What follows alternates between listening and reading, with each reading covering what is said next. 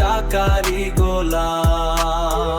আসসালামু আলাইকুম বন্ধুরা, আশা করি সবাই অনেক ভালো আছেন। একজন ক্ষমতাধর মন্ত্রী যখন সাধারণ জনতার সামনে এভাবে অপমানিত ও কোণঠাসা হয়ে পড়ে, একটা ব্যাংকের ভেতরে যখন গোপনে সাধারণ মানুষের আমানতের টাকা লুটের ছক কষা হয়, আর একজন মানুষ যখন ৫০ লাখ টাকার বিনিময়ে নিজের গোপন বিবাহের সত্যতা লুকিয়ে রাখার নোংরা চুক্তিতে মেতে ওঠে, তখনই বুঝে নিতে হয় দুনিয়া টাকার গোলাম নাটকটি এখন তার মূল গভীরতায় প্রবেশ করেছে। ২১ নম্বর পর্বটি শেষ হওয়ার পর একজন সচেতন দর্শকের মনে যে প্রশ্নটি সবচেয়ে বড় হয়ে দেখা দেয় তা হল, টাকার এই নির্মম ও নোংরা খেলায় শেষ পর্যন্ত বিজয়ী হবে কে? যে সততা ও ন্যায়ের কঠিন পথে হাঁটছে সে, নাকি যে টাকা ও ক্ষমতার দাপট দেখিয়ে সব অন্যায় চেপে রাখার চেষ্টা করছে? আজকের পর্বে এমন কিছু মুহূর্ত এসেছে যা দেখলে স্পষ্ট বোঝা যায় গল্পটা এখন আর শুধু সাধারণ পারিবারিক দ্বন্দ্ব বা ব্যক্তিগত প্রেমের সম্পর্কে আটকে নেই।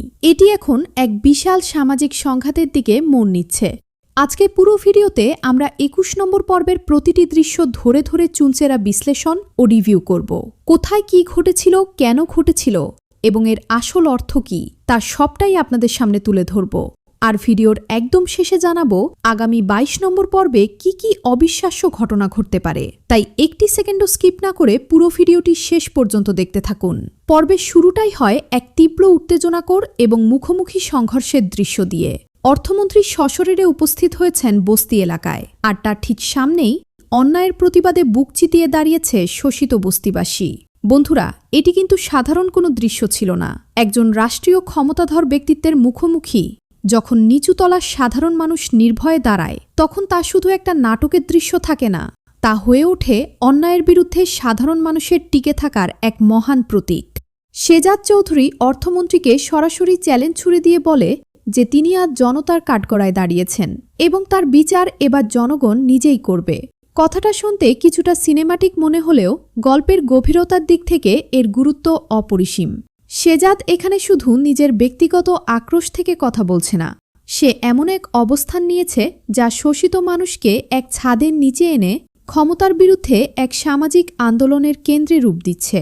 ঠিক এই চরম মুহূর্তে বস্তির এক বয়স্ক মানুষ কথা বলতে শুরু করেন। তার মুখের কথাগুলো শুনলে সত্যি বুকটা ভারী হয়ে আসে এবং ভেতরের ক্ষোভ দ্বিগুণ হয়ে যায়। তিনি উন্মোচন করে দেন কিভাবে এই মন্ত্রীর ব্যাংক থেকে বস্তির সরল মানুষগুলোকে লোনের মিষ্টি ফাঁদে ফেলা হয়েছিল। চা কফি খাইয়ে মিষ্টি কথায় অন্ধবিশ্বাস তৈরি করে একের পর এক জটিল ইংরেজি কাগজে টিপসি আর সই নেওয়া হয়েছিল, যেগুলোর আসল অর্থ এই অল্প শিক্ষিত মানুষগুলো বিন্দুমাত্র বুঝতে পারেনি। কাসেম ভাই ভেবেছিলেন গরুর খামার করবেন, রহিম ভেবেছিলেন একটা থাকার মতো বাড়ি বানাবেন, আর জাবেদের এক বন্ধু লোন নিয়েছিলেন তার আদরের মেয়ের বিয়ের জন্য। মেয়ের বিয়ে তো ঠিকই হয়েছিল, কিন্তু পরবর্তীতে ব্যাংকের ঋণের সেই নির্মম বোঝা আর মানসিক চাপ সামলাতে না পেরে সেই মানুষটি আত্মহত্যার পথ বেছে নেন।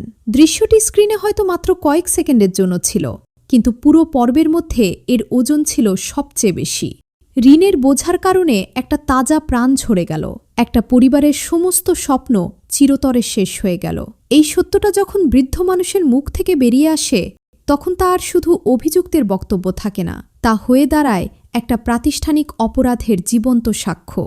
মন্ত্রীর চামচারা ও সহযোগীরা স্বাভাবিকভাবেই ক্ষমতা দেখিয়ে জনতাকে ভয় দেখানোর এবং সংযত করার চেষ্টা করছিল, কিন্তু শেজাদ চৌধুরী অত্যন্ত পরিষ্কার ভাষায় জানিয়ে দেয় এখানে এসে মন্ত্রিত্বের আস্ফালন বা বাহাদুরি দেখানোর কোনো সুযোগ নেই। ক্ষুব্ধ জনতাও আর দমে থাকেনি।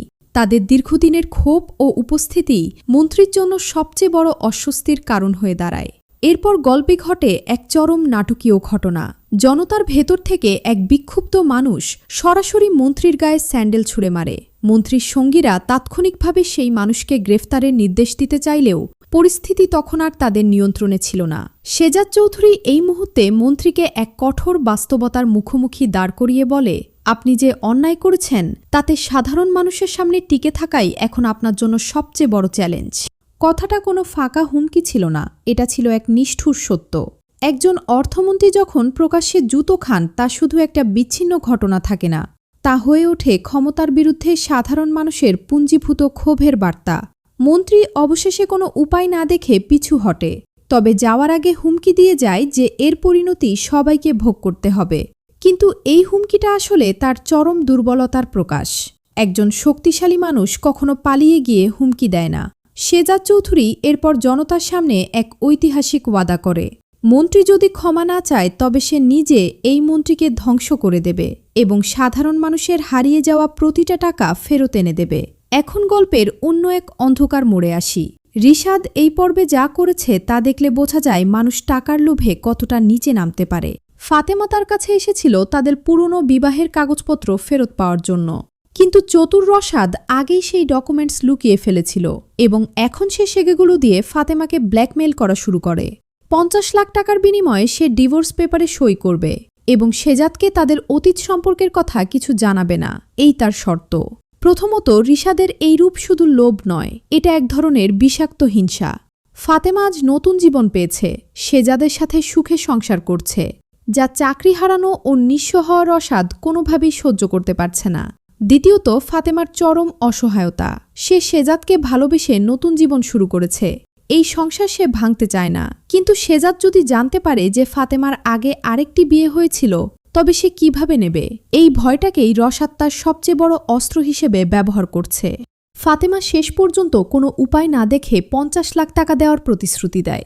কিন্তু আমরা সবাই জানি, ব্ল্যাকমেইলারদের পেট কখনো ভরে না। প্রথম কিস্তির টাকা পাওয়ার পর তারা দ্বিতীয় দাবির জাল ফেলে। রশাদ তার মায়ের সাথে কথোপকথনে স্পষ্টভাবে ফাতেমাকে তার সোনার ডিম পাড়া হাঁস বলে সম্বোধন করে। সে জানায় ৫০ লাখ পেলেই খেলা শেষ নয়, আসল খেলা তো কেবল শুরু হলো। তবে রিশাদের চরিত্রের একটা অদ্ভুত বৈপরীত্য এখানে দেখা যায়। তখন তার গলার স্বর একদম নরম হয়ে যায়। সে মেয়েকে পুতুল কিনে দেওয়ার, পুরো মার্কেট কিনে দেওয়ার মিষ্টি প্রতিশ্রুতি দেয়। সে কেবল একমুখী ভিলেন নয়, সে একজন অপরাধী, আবার একই সাথে একজন অন্ধ বাবাও। তবে উদ্দেশ্য যাই হোক, তার ব্ল্যাকমেইল ও মানসিক নির্যাতন কোনো অবস্থাতেই ক্ষমার যোগ্য নয়। এদিকে গল্পে আরেকটি আবেগঘন মোড় নেয় যখন শেজাদ চৌধুরী নিজের থেকেই ঋতুর বাড়িতে যায়। সে স্পষ্ট ভাষায় জানিয়ে আসে যে অতীতের যে স্মৃতির ওপর ভিত্তি করে সম্পর্কের আশা তৈরি হয়েছিল, সেই স্মৃতি এখন আর তার মধ্যে নেই, তাই এই সম্পর্কের কোনো ভবিষ্যৎ নেই। শেজাদ এখন তার স্ত্রী ফাতেমা, মেয়ে শ্রেয়া এবং মাকে নিয়ে এক নতুন জগতে বাস করছে, যেখানে অতীতের আর কোনো স্থান নেই। কিন্তু এর ঠিক পরপরই স্ক্রিনে আসে এই পর্বের সবচেয়ে হৃদয় বিদারক দৃশ্যটি। একাকী ঘরে বসে কাঁদছে আর আল্লাহর কাছে দোয়া করছে। সে বলছে সে তার সেই পুরনো গোলামকে ফেরত চায়। শেজাদ একসময় যে বাড়িতে কাজের ছেলে বা গোলাম হিসেবে ছিল, ফাতেমা ভালোবেসেছিল সেই সাধারণ মানুষটাকে। আজ সে কোটিপতি শেজাদ চৌধুরী হতে পারে, কিন্তু ফাতেমা সেই কোটি টাকার মালিক স্বামীকে চায় না। সে চায় সেই নিষ্পাপ গোলামকে। এই দৃশ্যটি প্রমাণ করে ভালোবাসা আসলে কোনো মানুষের পদবি, টাকা বা মর্যাদাকে দেখে হয় না। ভালোবাসা হয় একটা বিশুদ্ধ অনুভূতির নাম। এখন আসি পর্বের সবচেয়ে থ্রিলিং অংশে। শেজাদ চৌধুরী সিদ্ধান্ত নেয় সে মন্ত্রীর ব্যাংকে হানা দেবে। তবে এটি সাধারণ কোনো চুরি বা ডাকাতি নয়, এটি রবিনহুডের মতো অন্যায়ের টাকা উদ্ধার করে প্রতারিত বস্তিবাসীদের মাঝে ফিরিয়ে দেওয়ার এক মহা পরিকল্পনা। পরিকল্পনার প্রথম ধাপে শেজাদ ছদ্মবেশে ব্যাংকে প্রবেশ করে। অ্যাকাউন্ট খোলার বাহানা বানিয়ে সে অত্যন্ত চতুরতার সাথে ব্যাংকের সিকিউরিটি, ভোল্টে কত কোটি টাকা থাকে, সিসিটিভি ক্যামেরার পজিশন এবং পুলিশের সাথে সরাসরি কানেকশন আছে কিনা তার সব তথ্য জোগাড় করে ফেলে। বোকা ব্যাংক কর্মকর্তা গর্ব করে সব গোপন তথ্য শেজাদকে বলে দেয়, যা দৃশ্যে এক হালকা রসের সৃষ্টি করে। ঠিক তখনই শেজাদ দেখতে ফাতেমা অনেকগুলো টাকা তুলে তারা হুড়া করে বের হয়ে যায়, যা দেখে শেজাদের সন্দেহ হয়। সিনকাট হয় আর দেখা যায় ফাতেমা টাকাগুলো এনে রিশাদকে দেয় আর তাদের বিয়ের কাগজটি নিয়ে যায়। একই সাথে এই পর্বের নেপথ্যে দেখা যায় শেজাদের এক প্রভাবশালী শুভাকাঙ্ক্ষী বা আঙ্কেলের উপস্থিতি, যিনি শেজাদকে এত শত্রু তৈরি করতে বারণ করলেও শেষ পর্যন্ত শেজাদের পাশে থাকার আশ্বাস দেন। এখন কথা বলা যাক আগামী ২২ নম্বর পর্বে গল্প কোন দিকে মোড় নিতে পারে সেই সংক্রান্ত ৪টি বড় সম্ভাবনা নিয়ে। ১. ফাতেমার টাকা জোগাড় ও রশাদের প্ল্যান ফাঁস। ফাতেমা ৫০ লাখ টাকা দেওয়ার প্রতিশ্রুতি দিয়েছে। সে যদি শেজাদের ব্যাংকিং অ্যাক্সেস ব্যবহার করে এত বড় অঙ্কের টাকা তুলে, তবে শেজাদ তার সাথে সাথেই টের পেয়ে যাবে।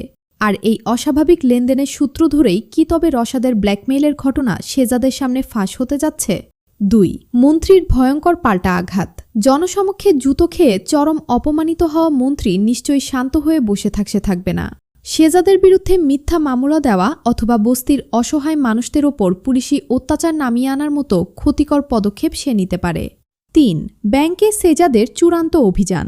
ব্যাংকের সমস্ত সিকিউরিটি ডিটেলস হাতে পাওয়ার পর আগামী পর্বে সেজাদ ও তার অদৃশ্য মিত্ররা ব্যাংকের টাকা উদ্ধারের মূল মাস্টার প্ল্যান বাস্তবায়নের দিকে এগিয়ে যেতে পারে। 4. ঋতুর পরিবারের আইনি চাল। সেজাদ সম্পর্ক শেষ করে আসলেও ঋতুর পরিবার বা তার বাবা এটা এত সহজে মেনে নেবে না। সেজাদকে নিজেদের স্বার্থে আটকে রাখতে তারা কোনো সামাজিক চাপ অথবা আইনি জটিলতা তৈরি করার চেষ্টা করতে পারে। বন্ধুরা, 21 নম্বর পর্বের এই রিভিউটি আপনাদের কাছে কেমন লাগলো? সেজাদ চৌধুরীর এই রবিনহুড স্টাইলে বিচার করার সিদ্ধান্তকে আপনারা কিভাবে দেখছেন? কমেন্ট বক্সে আপনাদের মতামত অবশ্যই লিখে জানান। ভিডিওটি ভালো লাগলে এখনই একটি লাইক দিন এবং এই ধরনের প্রতিটি পর্বের বিস্তারিত ও গভীর রিভিউ নিয়মিত পেতে চ্যানেলটি সাবস্ক্রাইব করে পাশে থাকা বেল আইকনটি অন করে রাখুন।